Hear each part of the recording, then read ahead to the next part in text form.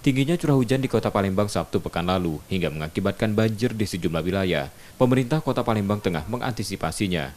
Pemkot Palembang menggelar apel siaga banjir yang diikuti petugas Dinas PUPR. Secara topografis, Kota Palembang termasuk rawan bencana banjir karena berada di dataran rendah berupa rawa dan dilalui aliran anak Sungai Musi. Dalam kondisi normal 49% wilayah kering dan tidak tergenang air, 36% selalu tergenang air, dan 15% kering dan tergenang. Curah hujan tinggi Sabtu pekan lalu dan pengaruh pasang naik Sungai Musi menyebabkan genangan air meluas. Pemerintah akan melakukan rekonstruksi kolam retensi dengan melakukan pendalaman kolam untuk menambah kapasitasnya. Selain itu memaksimalkan fungsi drainase yang mengalami sumbatan dan penyempitan, masyarakat juga diminta untuk waspada banjir dan tidak membuang sampah sembarangan.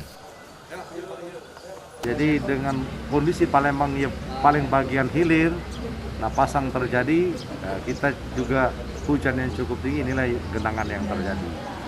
Tapi kami terus berupaya, nah hari ini diantaranya dengan kesiapan kita akan memaksimalkan semua infrastruktur kita terkait dengan pengendalian banjir ini, paling tidak akan cukup lama tergenang atau paling tidak akan mengganggu aktivitas masyarakat.